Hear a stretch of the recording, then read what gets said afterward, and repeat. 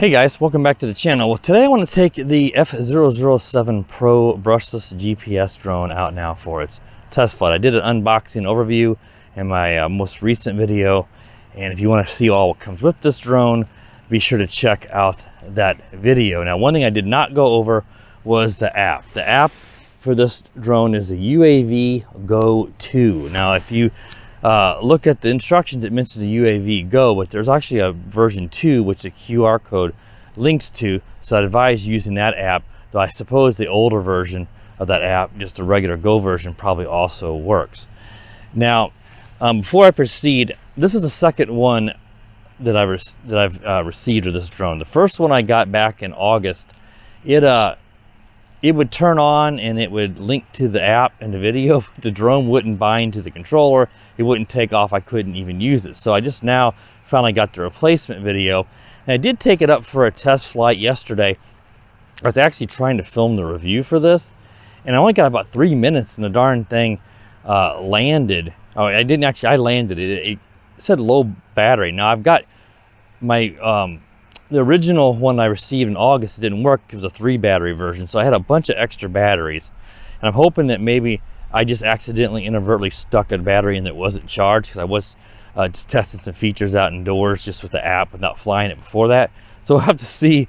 I hope that's not the flight time on this thing. It's supposed to be like 18 to 20 minutes. Now, because I had that problem, and the way when I took off too, it just, in GPS mode, it just kind of toilet bowled and moved around, and I did a compass calibration twice and it still was doing it. So I thought I'd look to see if anybody else has reviewed this drone. Now, there's not much out there, but one guy, his channel named CL Tech, he reviewed this and did an excellent job. A really good video if you want to check out his video on this. And he, I didn't see the toilet bowling, but his, the flight time was certainly longer than 3 minutes, but it was nowhere near what they advertised, and it like fell to the ground on him, and he had to stop the video. So that's why I'm out here. Well, I'm in my in-laws' hometown here, but I'm next to their junior high football field, and I'm there because I do not trust doing it where their house is, because I'm afraid this thing could fall on someone's roof or car. You never should fly over people's homes anyway, but the good GPS drones, I don't usually worry too much about that. That's why I'm out here at the local field going to do that today, because again, I want to see how it works. There's quite a few smart features and stuff, and I don't know if I'm going to get to those, because if this thing toilet bowls a bunch and acts up, then those smart features are going to be completely worthless. So I usually like to do, return to home accuracy test and stuff like that on these GPS drones. So we'll have to see how this guy performs. I don't have a whole lot of hope.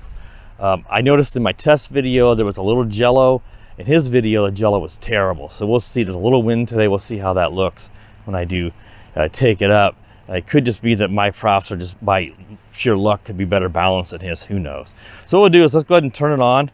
I'm going to set it down here. I'm going to fly it out towards the field here. And well, that way, if anything happens, they're not going to hurt anything. So I'm going to go ahead and turn it on. There's the ESC sound. I'll set it down here on the ground. And then turn on your controller.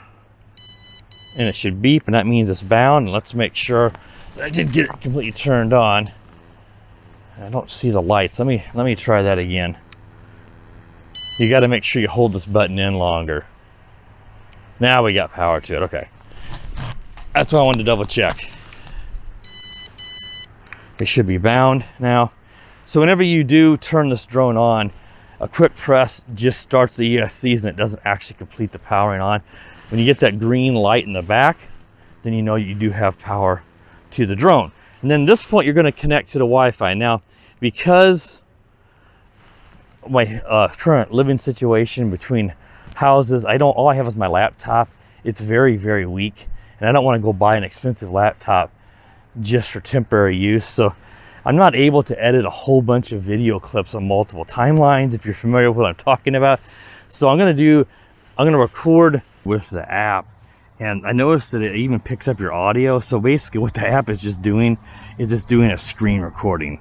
It's kind of unusual. I don't think the image stabilization works or anything like that on this drone. So what we'll do now is we're going to connect to that Wi-Fi, and you go in here to your network and internet, and your Wi-Fi, and it is already connected because I did this just the other, yesterday. So at that point, we're going to go to that UAV Go 2 app, and now that we're in it, we'll go in here, and I got a lot of these settings set. The stabilization, you can turn that on. It doesn't seem to make a bit of difference. I'm just going to leave it off because it kind of handicaps it.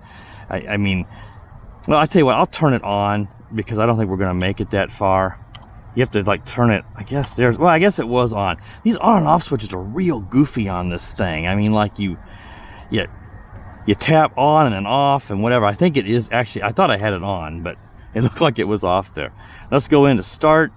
I'm going to next. And then we will do a compass calibration here in a minute. Click submit, and there we have the video feed. It shows 8.47 volts, so that means that should be fully charged. Since fully charged is actually, it looks like it's reading a little high than fully charged, but just a hair. 8.4, we got 11 satellites. So what we're going to do is we will do the compass calibration. Let's do a gyro calibration first. That's both sticks down and to the right. And there the light is flashing, so we got a level calibration. To do a compass calibration, it's sticks up to the right and down to the left. Now it's beeping, and what we're going to do now is we're going to set my controller down. We're going to do a horizontal calibration until it beeps. It beeped. Now nose up, and another beep, and we are done. So let's take it up now, and let's see how this performs when I take it up now, and if it actually will hold position at all on us, because man, it did not do a good job. To start recording video, I'll just use the app. The controller does also start it. You just press on this right button here, and now we're recording some video. The video is recorded in 1080p, so it's not 4K. Again, as I suggested in the overview and unboxing, that I'm sure it was just gonna be 4K videos. And I want to show you guys some of these features that the camera can do if we are able to test that. So let's unlock the props, both sticks down and in, and then you can press this button to do an auto takeoff. Gotta hold it, I think. Let's see, will it hold position at all for me? I'm actually in optical flow mode, so this is going to drift some, but I know it's optical flow mode, it actually held position better. So far left optical, let's go into GPS. And it's sort of floating over. Let's see how it does. See, it's just kind of,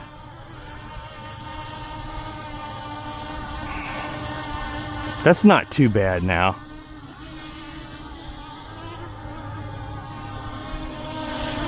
I think it probably marked the spot. Let's go ahead and land it again here. Let's do emergency stop. It's not wanting to stop the props. Let's go ahead and we'll stop the video. Let's go ahead and let's start it again. And let's be in GPS mode at takeoff, just to make sure that it does register the spot if we do choose to do a return home. It probably did, but since I took off an optical flow, I just want to be safe. Let's go ahead now and hold down that and do another auto takeoff. This time we're in full GPS to start out. These drones, these lower cost drones, do tend to kind of come off the ground, lower down, and kind of think about it for a moment. It almost looks like the optical flow is trying to override the GPS, so it kind of keeps jumping around. But look, that is not very stable. It's not very windy right now. Let's take it up a little higher here and see how it does right there. I've got 7.53 volts, 12 satellites, so it's settling down. It's not as bad as it was on me yesterday. Maybe it could be because I have a better satellite lock out here. So what we're going to do first is let's just take it out a little ways here. I'm not going to take it very far. Let's tilt the camera down. We can tilt it down some. We can tilt it back up. Just going to yaw around here. We'll look back towards me. Hey guys. So yeah, the gimbal tilt works fine. Tilt it a little more.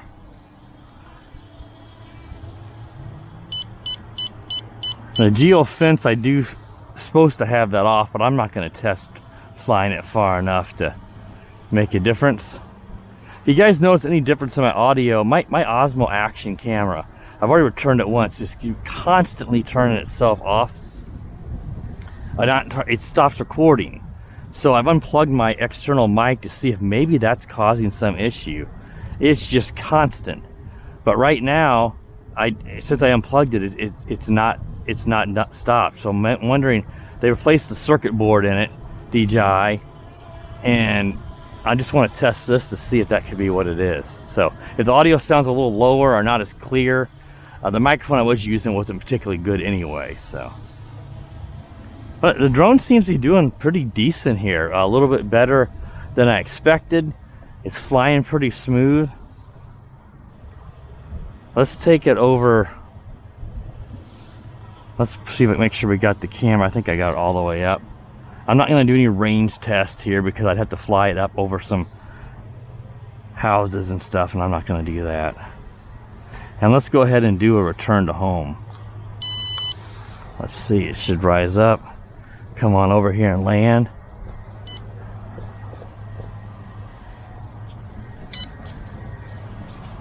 It's going up. Let's see. Needs a big fan move. For what purpose? For what purpose? What? For what purpose? It's doing some rainbow or some loops up there.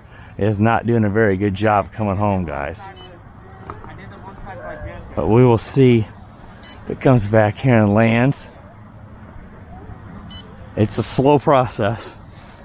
I didn't see any settings for what height. You know, a lot of these drones give you a return to home height setting and stuff like that to adjust, and I didn't see any of that in the app. So we'll see how it does. Is it going to come on down now? Here it lowers. Now it's starting to come down. Like I say, so far, this drone's doing a little bit better than I expected, just because yesterday it was not stable for me.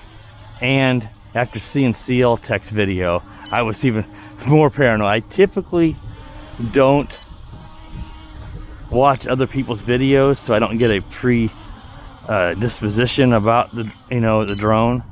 But I had to look up something for this. All right, that wasn't too bad. I didn't mark the spot, but that's pretty close. That's fine. All right, we're still recording video. Let's go ahead and since it's doing pretty good, let's see if we can cancel return to home. Let's go ahead and just take it back up and try just testing out some of these features and stuff. So I'll just do a manual takeoff. We still have decent battery power. So what I'm going to do here is I want to test out in the app. There's this little toggle switch you can click. Then you hit the drop down box and you can actually look around. Let's hope that it should record this, since it's basically just doing like an internal screen recording. See that, guys? You can look around. Let's take it over here. I can take it a little higher so we can demonstrate that better. So you can look around just within the video itself, but it looks like you're kind of moving the camera around. I thought that was kind of cool. And of course you've got the tilt, so you can tilt the camera down. Let's turn it around towards me. Let's back it out now and try tilting the camera down some. And then you can do that. Now, if I turn it off, it zooms out. It crops it so it can do that. And then you just do that little arrow and see I can move it around. It's kind of cool. See that? I'm gonna turn that back off. All right, guys, we're getting some sort of beep, which makes me think we're getting low battery. Yeah, we've got about 6 minutes flight time, and this is the second time I've had a low. That's terrible. It's supposed to be 18 to 20. Now I have extra batteries charged, but at this point, I mean, who's going to use a smart feature on a drone that only wants to fly 8 minutes? Or excuse me, yeah, six and a half minutes now. It's not even where I'm going to do an auto landing here, so it doesn't end up tumbling on the sky like it did to the other guy. Okay, it's still beeping at me. Yeah, this thing, I don't know, guys. It's better than my initial impression was yesterday, but it's far from good, even for $100. Let's go ahead and turn this all off. I have to make sure I stop recording the video. I don't want to lose that video, guys. Now hold in the power. And I'm going to turn off the controller because all that beeping is going to drive us nuts trying to finish up this video. And then go ahead and turn the power off. All right. Yeah, I mean, this drone, I mean, it does, oh Jesus, still, I think the app's beeping at me now. Let's get out of that. I tried to. This thing, it is only $100, so we have to keep that in mind. But it's advertised 18 to 20 minute flight time. This is the second time I've flown this drone, and I got 6 minutes, 6.5. The first time was about 3. I'm getting nowhere near the advertised flight time. It is a little bit squirrely, but not terrible today once you get a good sat lock. You know, the app works decent, but the video's got a decent amount of jello, and it's not very good quality. So, I mean, at this point, I don't see a reason to try mess with testing the smart features, because if you buy the single battery version, you're not going to have enough time to use that stuff. You take up a little bit, and when they say, oh, I want to do this or that, and all of a sudden you got a low battery. So I got to say a hard pass on this drone. There's better options out there for a little more.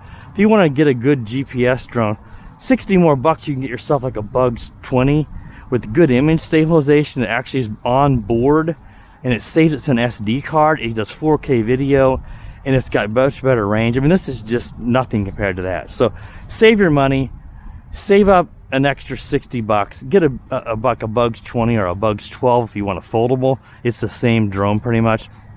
I'll link to those in the video description so you guys can check that out. I'll include a link to this one too for comparison, but I say I don't buy this one if you can get something a lot better for just a little bit more. All right, guys, that wraps up the flight review for the F007 Pro Brushless GPS drone.